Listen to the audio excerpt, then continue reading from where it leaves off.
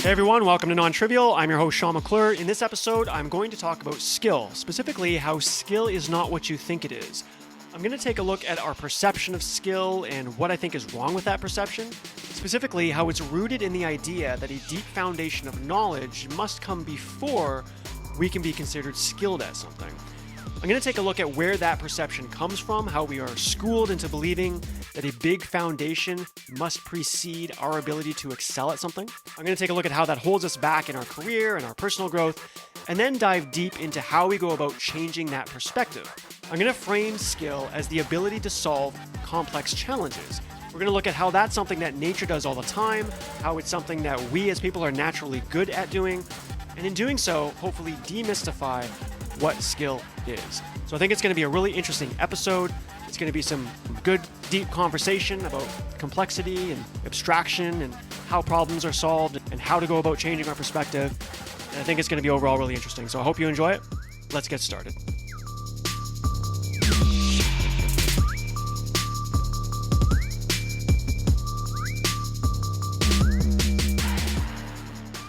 So I want to start with our perception of skill. What do we think skill is? Well, a high-level definition is pretty obvious. It's the ability to be good at what we do. If I'm creating something for the world, releasing it on a regular basis, then as other people observe what I've created, if they're getting inspired by it, motivated by it, wanting to create their own things based off what they see, and believing that, what they are observing is the result of someone who is obviously pretty good at what they do, then that is how we think of skill. And in today's economy, we need more of that, right? We need to continually take on new skills because that's our ability to contribute to the economy, to get jobs and, in some sense, be recognized and ultimately, feel fulfilled about what we do. Because when we build things, when we create things and other people are recognizing them and be inspired by them, that makes us obviously feel really good. And that, kind of obviously motivates us to go forward and continue to create things. So skill is an important topic, and it's something that we want more of going forward.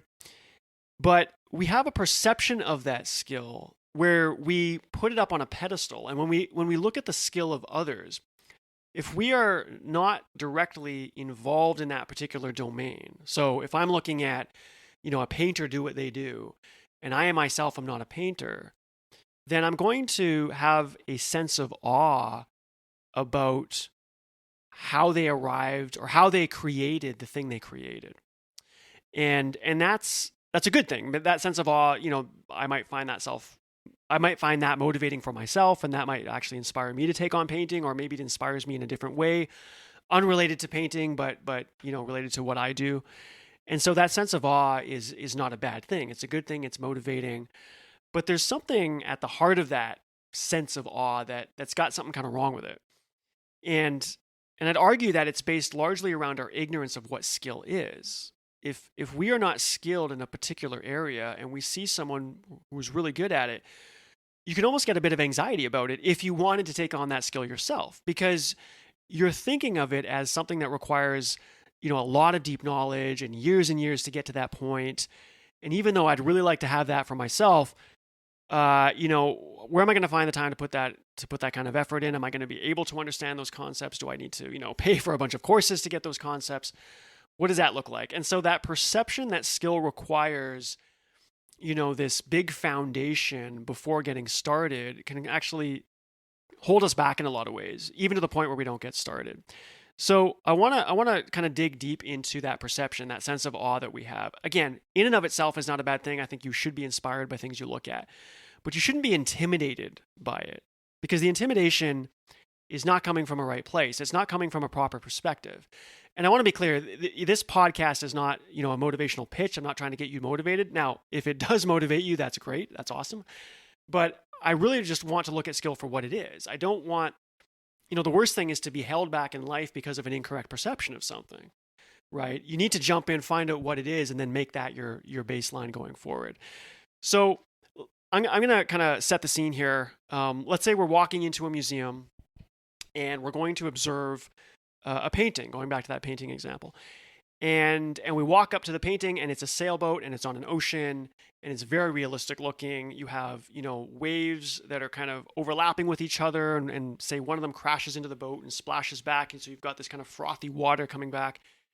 And maybe you've got light partially, getting transmitted through the wave, and so it's got this translucent quality to it, whatever. So it's a beautiful painting. It's a nice replication of nature, of a scene. It almost looks dynamic. And if I look at that, I'm thinking that obviously takes a high degree of skill to achieve, which is true. It does, right? If I'm not a painter of myself, or specifically not involved in this type of painting, not an expert in this type of painting, then I'm looking at that and saying that takes a lot of skill to achieve. And that's obviously true. And the painting could be anything. It could be clouds, could be water, could be pine needles, in a forest. It could be something like CGI. Let's say I go to a theater and I watch a movie, and we all know kind of what CGI looks like, right? It's very realistic, but we can still tell typically when a computer has been used to achieve something. It could be a large crowd of people in a movie, and all the individuals in that crowd seem to be moving independently. And if I don't know anything about computer graphics, I'm going to look at that and think, that must take a lot of skill to achieve. I mean, because I know it's CGI, I'm thinking, what are they doing? Are they programming all those individuals in the crowd independently? I mean, are those all like individual programs that somehow come together? How do you code something like that? You must have to be very, very skilled to achieve that. Maybe it's one of these animated movies like Shrek or something, and they have a field of grass, and there's some obviously computer animation being involved here, but it looks like there's millions of blades of grass, and they're again moving independently, and they kind of swoosh in the wind, and it's very realistic. And if I'm not privy to how computer graphics work, I'm going to look at that and by my own ignorance, kind of put the skill that it must require to achieve that on a pedestal, right? Because I don't know what goes into achieving that. It must take a deep, deep knowledge of programming and the understanding of, how light hits a surface and how it refracts and diffracts and wraps around and reflects and whatever it's doing. And the wind and, the physics that are there. It looks amazing. It must take a large degree of skill.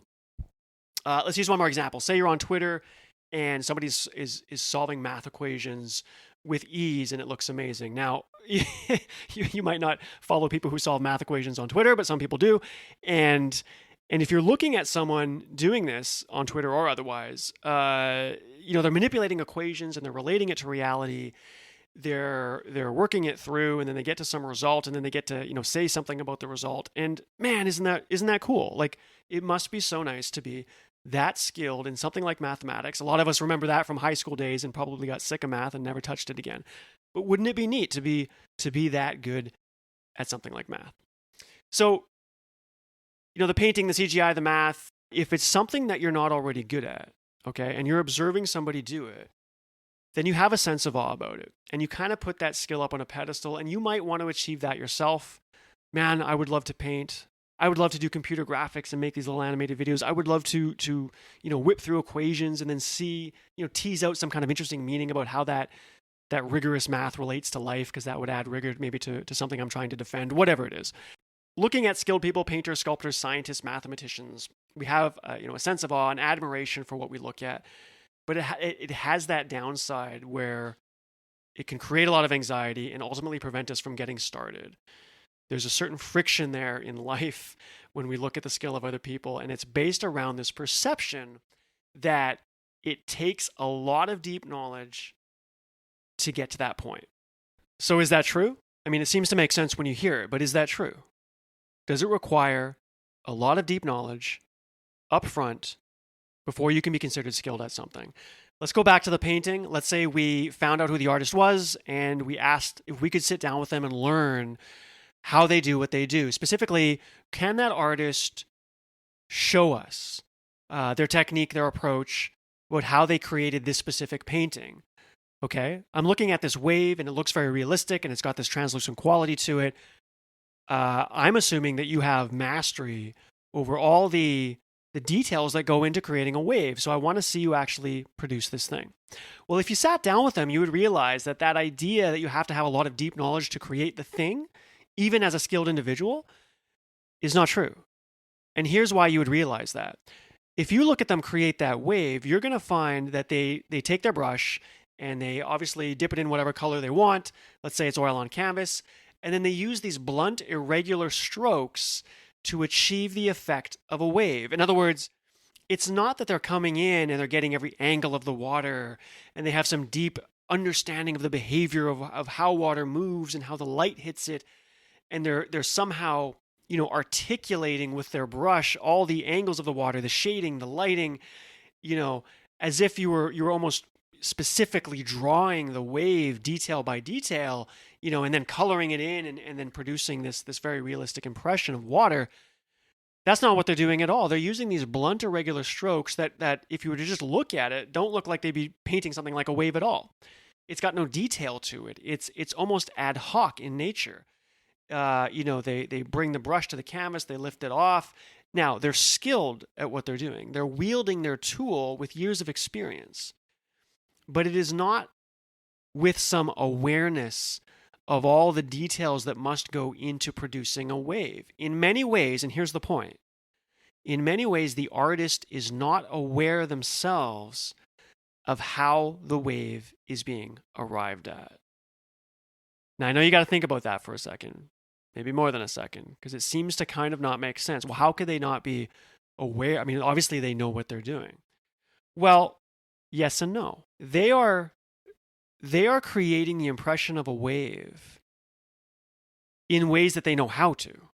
They've discovered through practice that these blunt, irregular strokes and these dabs and this kind of ad hoc ability to touch oil to canvas and lift it off at a certain rate will produce what looks like a wave. It is not having knowledge of all the different, facets of the water and the angles and the lighting and getting everything just right. It has this certain unknown or uncertainty to it, where the artist is not fully aware of why this technique leads to that result. And that's true. They know what they're doing with respect to the motions that they're using. They know that this motion leads to a wave, but if you ask them why that motion leads to a wave, unless they try to really force a narrative, they're not going to be able to tell you. And that is really the point. Let's go to the CGI example. Somebody who creates a crowd with computer animation, and all those individuals look like they are moving independently. And actually, they are moving independently to a great degree. There's this kind of stochastic or random nature to their movement. But the artist or the designer who went into program, right, the software to get these people moving the way they do, they don't know exactly how all those people are moving the way they are. They don't have control over all those details. If you learn about computer graphics, you'll realize that there's this underlying physics engine that takes care of a lot of that motion. So they might have to, draw or design what a character looks like, and then they might have to create different versions of that character, and then they will map that object onto an underlying physics engine that will then kind of assign random motion to all those different individuals. And so, and even in the design of the characters, you might say, well, they must have designed all the different costumes and get them all looking differently. Well, in some sense, yes, and in some sense, no. They probably had kind of these templates to use to effectively map, costumes onto an individual, but then they could apply, again, some kind of, change to the design of the costume, and that could be replicated over 1,000 times, and each of those 1,000 individuals has a slight change to the costume. It's not something that they were specifically in control of. And the motion of the individuals is not something that they were specifically in control of. Now, again, are they skilled? Absolutely. But they're wielding their tools at a high level with a large degree of uncertainty or unawareness, if you will, of how all the individual details come together to produce the final product. They don't know exactly how the shadowing and the lighting is hitting all those individuals, because a lot of that is being taken care of at a higher level of abstraction with the tooling. They know how to wield those tools. But just like the painter dabbing oil on a canvas in a somewhat arbitrary fashion, not completely arbitrary, but in this kind of blunt, irregular stroke fashion, so too is the CGI expert working at a higher level, and they know how to use the tools to produce the effect, but they don't exactly know how that effect is arrived at. Let's go to the math example, which is the last one from previously. If you take a look at a mathematician and they're wielding, their ability to move through an equation, and obviously it involves, taking a number of steps until you get to a final result. Well, you might think that mathematician has some detailed understanding of how all the symbols in that equation relate to each other and what their meanings are, and they know how to follow a set of steps to get to the result, and that's what it means to be a good mathematician. But no, that's not quite right. What they're doing is they're operating at a higher level of abstraction. They're using, what is effectively pattern recognition. They will notice subsections or pieces of the formula that they've seen before. They'll say, well, those two summation signs leading to an integral, I've seen that before. And I know that it could equate to this. There's an expression within the expression that I recognize. So I'm going to use that as my second step. I'm going to make that piece equal this. And then there's another kind of sub-formula within the formula that I recognize, and I'm going to make that equal this because I recognize it. Now, I don't know if that's the right way to do it, but that's what I'm going to take as my second step. And then I'm going to start to manipulate that piece, and I'm going to recognize something else that pops out of that. And there's this kind of, pattern recognition, manipulation, something pops out, pattern recognition, manipulation, something pops out, on and on until you hopefully get to a solution. And so the mathematician is skilled, but not because they have some detailed understanding of how all the symbols are relating to each other. They're noticing things that occur at a higher level. The CGI practitioner is operating at a higher level. The painter is producing a wave by operating at a higher level where it does not require deep knowledge of how all the individual pieces must come together to produce the final result. And so that quote unquote blunt irregular strokes that, I use that example for the painter, but I'm going to use that for the rest of this episode to mean any domain: CGI, math, sculpting, negotiation, public speaking. If you are an expert at what you do, and you can think about your own level of expertise, and if you're being honest with yourself, you'll realize it's the same thing. You don't know how all the pieces are coming together to produce what you produce, but you know how to wield your tools skillfully at a high level to arrive at the result. And so this is what I'm trying to convince you of, is that skill is not having a knowledge of how all the pieces must come together. In fact, it can't involve that. When we start talking about complexity and abstraction later on in the episode, you'll realize that it's actually not possible for anybody to have a truly deep, fundamental understanding of what they do to produce something that we would consider the result of skill. And it's important that we understand that because, again, we're working towards a more proper perception of what skill is. And we're doing that because it has implications for our lives, for the projects that we take on, and ultimately for the way that we contribute to the economy and feel good about what we do.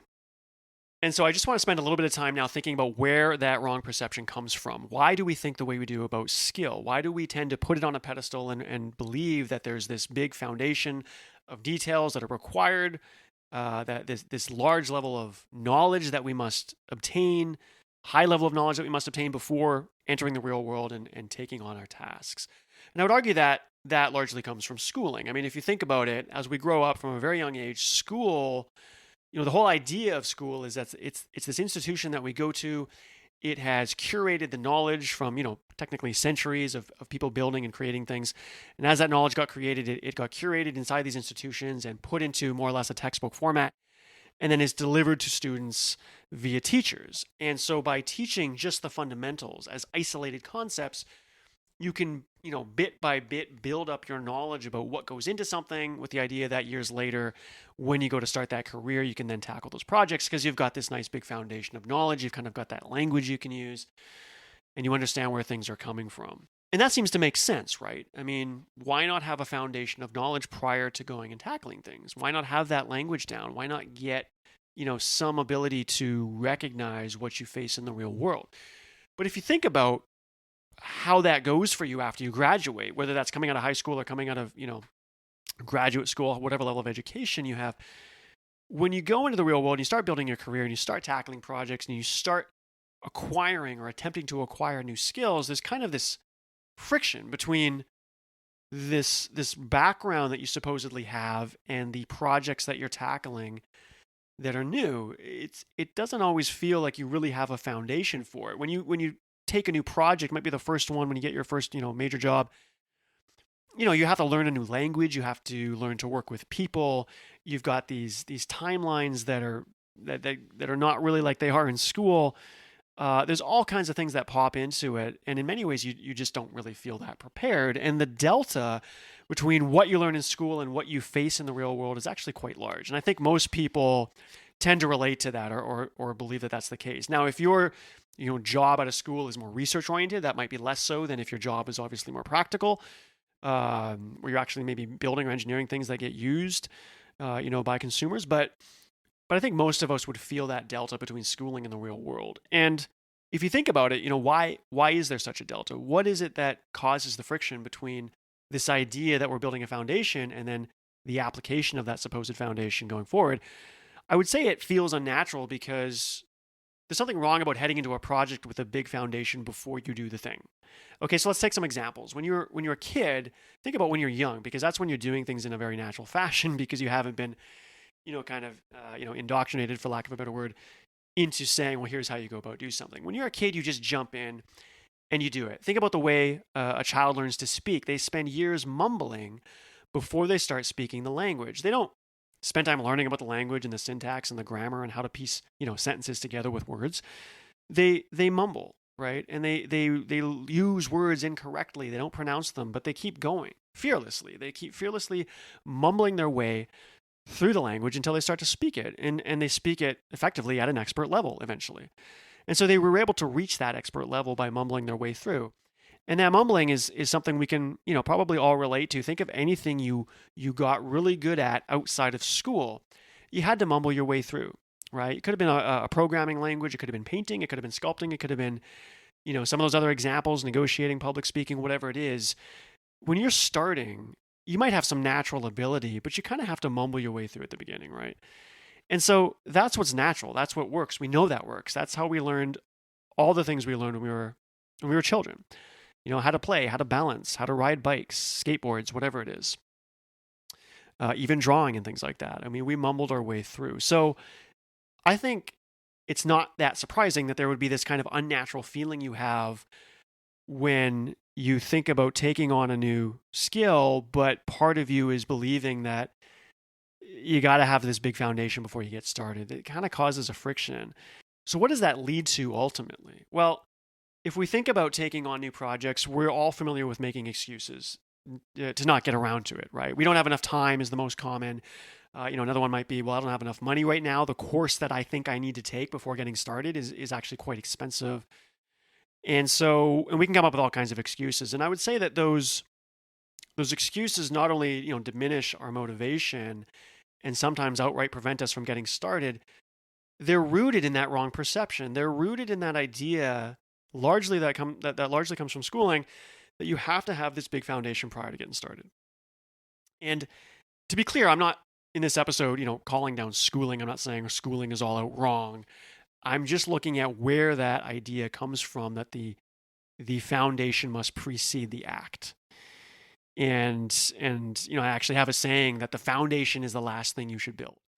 And that's not to say that you have no foundation going in. It's okay. You should do some reading. You should do some studying maybe before getting started. And that can even help motivate you. But the ultimate foundation, the ultimate picture of what you do and the concepts that are important and how you understand those concepts, that comes at the very end, whatever the very end is, whether that's, the end of your career when you retire, or whether that's, your deathbed or whatever. It's the culmination of all your practical, knowledge that was garnered through building real things. That's the only time you can really look back and say, that's my foundation. So it's not like building a bridge. It's not like building a building. It's not like building something where, you literally need a foundation before you start laying the bricks down. In life, with its complexity and the informational aspect of the things we create, the foundation in a lot of ways is the last thing you should build. So that wrong perception is at the heart of, eventually not getting started and losing that motivation. And again, this goes back to what I said at the beginning. The reason why I think it's important, I'm not trying to motivate you into, here's how you go tackle projects in this, although that would be a nice byproduct of listening to this episode. The reason why I'm saying this is there's few things as bad in life as not doing something because of a wrong perception. It's like not getting to know someone because you thought they were someone they were not, or not taking a chance in life because, for reasons that weren't really real, because you never spent the time to think about what that thing was. You kind of just took whatever narrative was in your mind and you applied that, and that wrong perception prevented you from a lot of opportunity. I think that's a bit of a tragedy. So we want to take a look at what skill is and change our perspective about it. And that's what I want to move into now so we've taken a look at what I believe is a wrong perception of skill, even though it's okay to be motivated and to, have a sense of awe about other people's work. There is something wrong with that awe, is that it's based on this idea that it must take a lot of detailed knowledge. And we saw that narrative probably comes to us from the way we were brought up through schooling. We were taught that a big foundation must precede the things we build.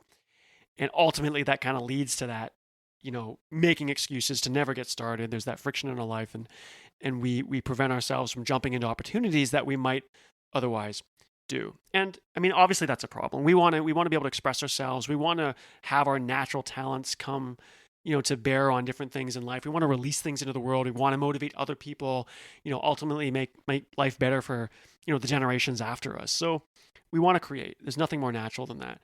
So we got to change our perspective about what skill is to really do that properly.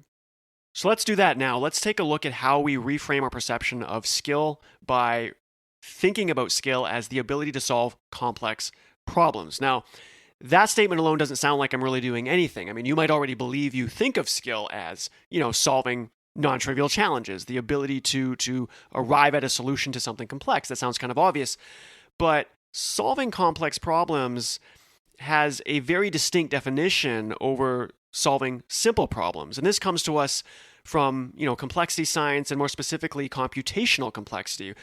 When we think about how complexity works in nature and in our lives, how complex problems are distinct from simple problems, how complex systems are distinct from simple systems, then complexity takes on a very specific definition, or at least much more specific than how we casually use that word in everyday life. So when I say reframe skill as the ability to solve something complex, to solve complex problems, I'm actually talking about something quite specific, and I want to talk about that now. I want to make sure that we understand what that word complexity means, what it means to solve a complex challenge versus a simple challenge, and then I'll bring that full circle around to how I think we should reframe skill, how we should understand skill. So let's do that now. Let's talk about the two types of problems that we could have in life, or in a game, or in a program that we're creating, whatever it is. All problems can kind of fall under two categories, and that's simple and complex. So a simple challenge, a simple problem, we'll start with that. This is something that has ingredients that you start with and some end goal that you're trying to achieve. And then in between that starting point and end point are a set of steps, what is effectively a recipe to arrive at the end goal. And I'll give an example in a second, but let's define a complex problem to show the difference. A complex problem also has ingredients that you start with at the beginning. It has some end goal that you're trying to arrive at. And in between is unknown. There are no specific set of steps. There is no recipe to follow that would tell you how the different ingredients or starting pieces come together to arrive at the end goal.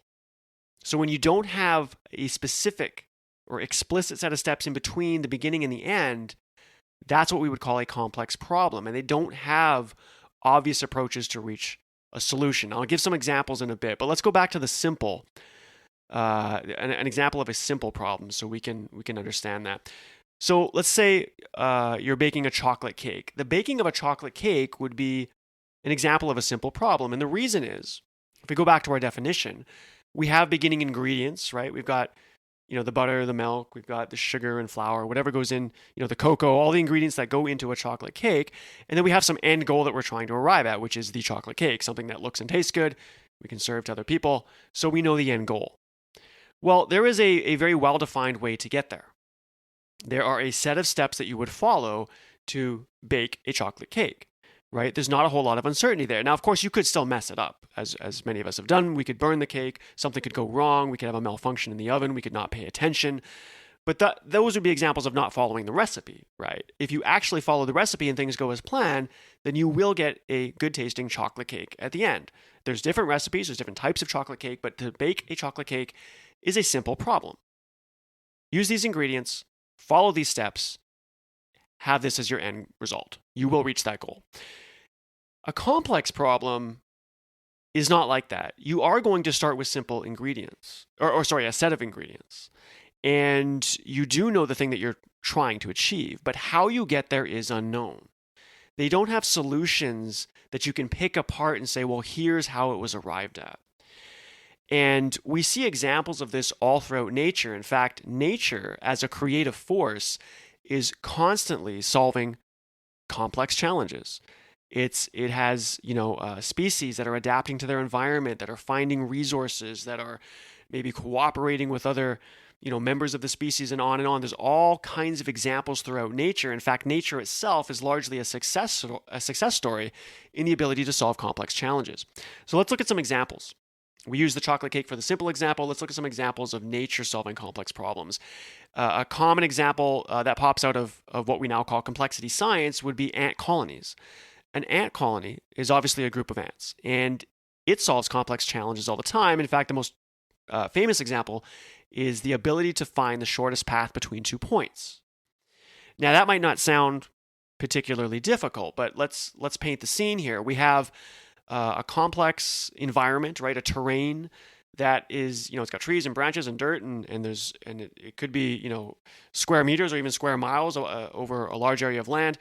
And there is some starting point where the ants will begin, and then there is, some food maybe that they need to reach.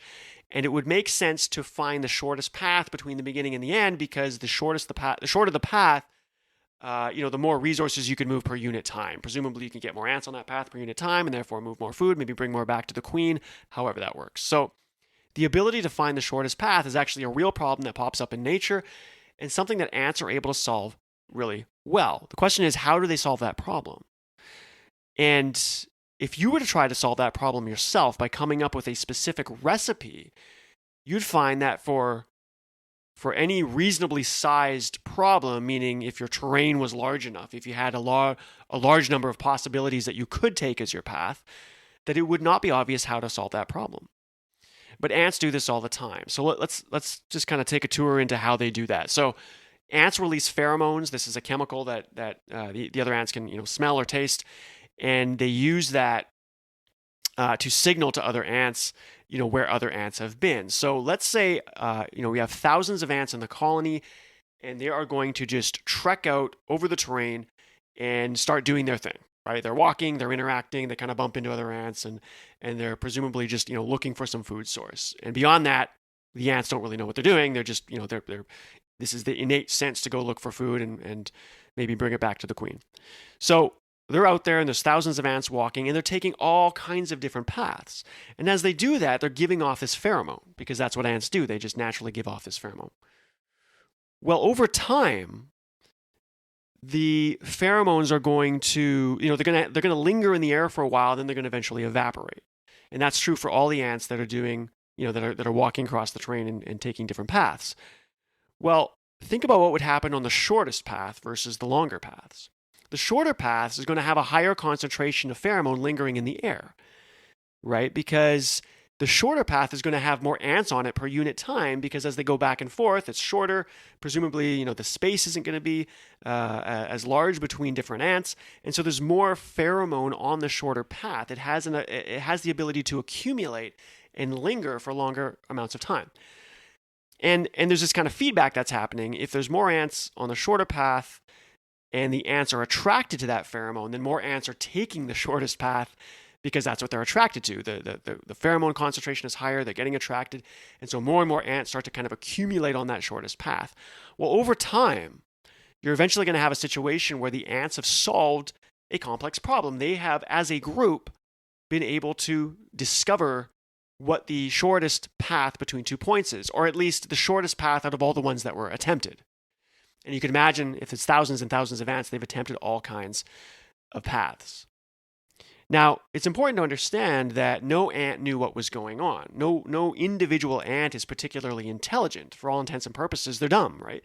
They're just following their own, a few local, what you might call interaction rules. They know to walk. They know that if they bump into an ant, they're going to slightly change the direction so that they don't keep bumping into the ant. And they've got some, innate sense to look for, resources, some food that they can eat or the queen can eat or whatever. Other than those very few rules, the rest is just letting the system do what it does. It's just letting it go with the idea that it will converge on a good solution over time. And that's the difference between a complex problem and a simple problem, or more specifically, a solution to a complex problem versus a solution to a simple problem. The solution to the simple problem of a chocolate cake was to go look up the steps and follow them. There's really nothing else to it. If you follow the steps, you are going to arrive at a chocolate cake. It's going to look good. It's going to taste good. There's going to be some deviation because, nature is what it is and things might get in the way and things might slightly malfunction. Maybe you don't pay attention. But if you follow the rules and things go as planned, you're going to get a chocolate cake at the end. With the ant example, it doesn't go like that. All you have are a few simple rules at the beginning that say, walk and interact and don't bump in too much and keep going and look for food. Other than that, thousands of ants will be let loose and eventually it will converge on a solution, the solution being the shortest path out of all the ones that were attempted. So these are very distinct ways of going about solving a problem, and they are very distinct problems in and of themselves. Baking a chocolate cake is very different than finding the shortest path between 2 points on a complex terrain. So that ant colony optimization, and in fact, that is something that inspires engineers to come up with algorithms to try to solve that problem, because that's really useful in other areas. I mean, we as humans can use the solution to the shortest path problem. If we're designing an application that needs to find the shortest path, maybe it's for cab drivers or Uber drivers, or maybe it's something in a complex warehouse that needs to do inventory a certain way. Whatever the problem is, that's something that's actually pretty useful. We rarely do it as well as the ants do it, but we are inspired by their ability to solve that problem, and that just goes to show how sophisticated nature is at solving challenges. And there are other examples. Termites have this ability to make temperature controlled environments in ways that we humans wish we could do. They have these different holes that are facing different angles and at different sizes, and regardless of which way the wind comes in, it can maintain, the termite mound can maintain a very stable temperature. Starlings are another common example. If you see those birds flying in the air, there's thousands of them, even up to 1 million apparently. It's like a swirling mass of birds, and it looks thin in some areas and thick in other areas, and they're all moving in unison. And that's actually a solution to a complex challenge of, so one theory goes that they're avoiding predators, and by basically aggregating together and becoming a super individual, the individuals themselves are more protected. So it's a solution to a complex problem. So none of the individuals in the group really are aware of, the society they're living in. They're just aggregating together, following simple rules, and in aggregate, coming up with a solution to what is truly a complex challenge. So what does that have to do? Let's bring that back around now, because I had examples earlier. I was talking about painting and CGI, solving math equations, babies mumbling in order to learn a language. How are these connected? Now, you might already get a sense of how they might be connected, but let's do that explicitly, because again, the purpose is to reframe skill in terms of the ability to solve complex challenges. And now that we've defined a complex challenge and how solutions are arrived at, you should have a sense that it's not really about the details. The ant colony was not following a specific recipe to arrive at the result. In fact, it's more appropriate to call that a meta recipe. A meta recipe. Okay, so meta is a higher level of abstraction where you don't know the specific details internally to the system. You're only starting at the beginning and saying, look, if we just follow these general rules, then over time, in aggregate, we should arrive at a good solution. And that is the approach that nature uses. It doesn't use recipes, it uses meta recipes. It does things at a meta level. Same with the termites, same with the starlings. There are countless other examples. Because the non-trivial problem, the truly complex problem, is not privy to the kind of information that would allow you to follow a set of steps like you would with a chocolate cake. Baking a chocolate cake is not a difficult problem. Finding the shortest path between 2 points on a complex terrain is. Painting, to go back to our original examples, is also a complex problem. More specifically, the ability to replicate a wave realistically. And this doesn't have to be realism. I mean, this could be abstract painting where you're trying to impress upon someone a certain feeling. This could be, sculpting in different types of art. And of course, it's not just art. This is in science. This is in technology. This is, building a career, giving presentations, whatever it is, you are solving something that has no obvious recipe. And we know this because, go to any business section, say, in the bookstore, and these are all books that are trying to, paint a narrative around how to be successful. But of course, there's never been an ultimate business book. They just keep coming out every year and year. It's been like that for decades. And that's because nobody is ever going to get a recipe on how to do it because the world is too complex. Everyone is different. Their situation is different. There's countless interacting pieces that come together to make someone's career, to make someone's life, to, whatever it is, whatever challenge you're trying to solve, you're not going to do it by having a set of steps. Okay, it's very much a narrative fallacy to suggest that there is a recipe to solve a complex problem. A recipe in the way that we define it for a chocolate cake, right? If there is a recipe, it's a meta recipe. It's a high-level few set of rules that are let loose, which over time can converge towards a good solution. So I hope you understand that difference. I hope I was not using too much jargon there. So let's talk about the painting. Let's go back to that example. So we said that the painter, although we have this perception that, well, they must know the different facets of the water and the texture and the shading and how the light interacts. And I'm saying, no, they really don't know that. They're using these blunt, irregular strokes. They are dabbing the oil onto the canvas. And what they're getting good at, and here's the point, what is skill? What they're getting good at is their meta recipe. Okay? They're not getting good at the specific details of understanding how to reproduce a wave. What they're getting good at is the muscle memory involved in doing the blunt strokes, the dabbing back and forth, how long to leave the stroke there. And there's a number of things, and they are very, very skilled at doing this. But the point is, this is what skilled is. It is, in some sense, a meta recipe that will converge on the solution. Just as we don't know in an ant colony optimization problem, we don't know what the shortest path is exactly going to look like. We don't know where it's going to be. We don't even really know how the ants got there. We know at a high level that they have this pheromone that's given off and they're attracted to the pheromone. But other than that, it's letting thousands of ants let loose on the problem and eventually converging to a solution that we don't exactly know how it arrives at it. Right? If we did, we would have programmed a specific recipe to find the shortest path, and we would have put that recipe in software, and we would have been using that software specifically to get the result. But we don't. And this is why problems that are solved at a meta level always have slightly different results. We see this in artificial intelligence as we use it today, this kind of narrow version of AI. Deep neural networks have a bunch of starting ingredients, and they have an end goal that they want to reach to arrive at. Maybe it's facial recognition, right? We want to use a deep learning neural network to recognize a face. Well, nobody knows exactly how the neural network arrives at that. And this is why. Because there is no recipe to recognize a face. There's only a meta recipe. There's only a few high-level rules that you can follow, and then you iterate those rules thousands and thousands of times, if not millions, and you arrive at the solution of recognizing a face, if all goes well. But nobody can pull back that black box, as we call it, and say, here is how the neural network did it. And this is why I said earlier that not only do we not know the details when we solve complex problems, we cannot know the details. If you know the details, then you're not solving something complex. That's not an opinion. That is a definition. There's no ifs, ands, or buts about that. That if you were to know every step to arrive at the solution, then you are not in a in a complex domain. You are in a trivial, simple domain. Okay?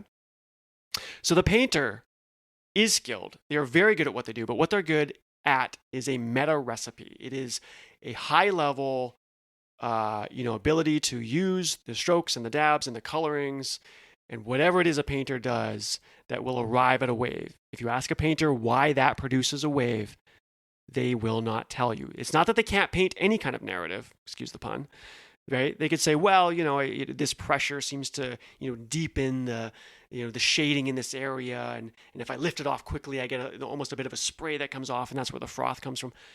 But they can't break it down to exactly why this technique would lead to a wave. And in fact, no two waves are going to look exactly the same either. And that's another example of only being able to operate at a high level. So that's what skill is. It's the ability to operate at a meta level, to get good at a meta recipe, to not have an understanding of what all those details are. Okay, let's quickly run through those other examples. CGI, right? We said that, they're producing something that looks very detailed.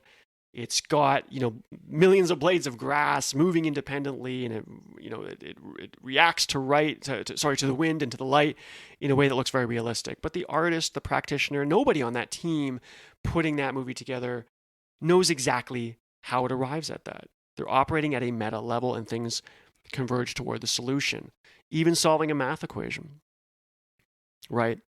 Now, that's a bit of a funny example because in some sense, there is an exact recipe to get to the result of a math equation. But think about how you're starting out.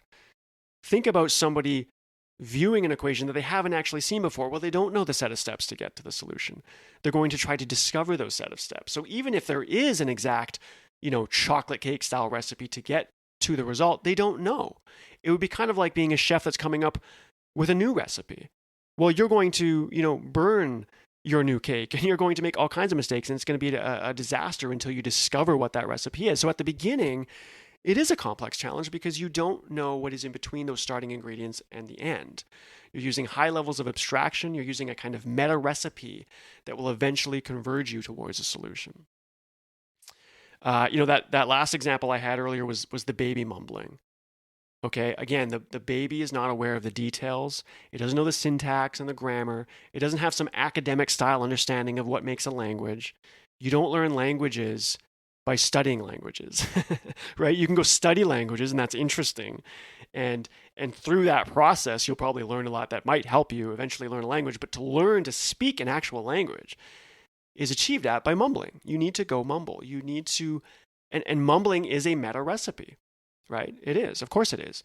Right? It's not doing nothing. It's going in with a few, I'm going to try to force my mouth to get the consonants and vowel sounds out, and it's not going to be right, and it's going to be dumb for most of that time, right? Most of the paths attempted by the ants are incorrect until it converges towards a solution. The mumbling will eventually converge towards your ability to speak a language. It's all the same thing. It's the ability to solve a complex problem. It's done at a meta level using a meta recipe. Only a few details are known, and over time, those converge towards a solution. So that idea of meta recipe is at the heart of how I want to reframe skill, how I want to change our perspective of skill. Because if you do that, then it very much goes against that narrative of having a big foundation prior to getting started on the task. Going back to that schooling narrative where you have to take all these concepts in isolation. You have to know what those individual pieces are, and then if you really, really understand that, you'll be able to go blend those together and to create something new and take on a skill. Other than the simplest of problems, that's just simply not the case. And we know it's not the case because nowhere in nature is that happening.